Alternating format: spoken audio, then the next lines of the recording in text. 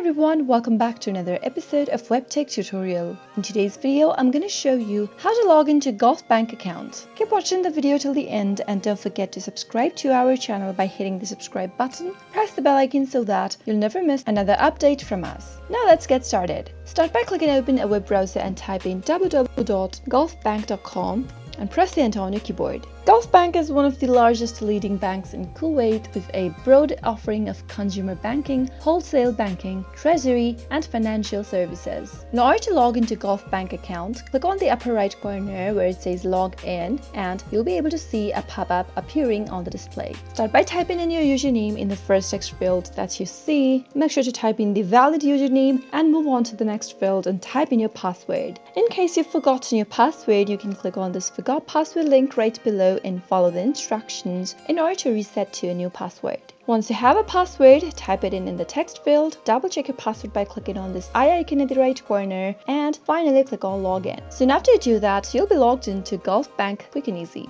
I hope you found the video to be helpful. If you did, go ahead and give us a thumbs up, comment down below in the comment box if you have a question or a feedback for us. I'll be back soon with more tutorial episodes. Goodbye till then.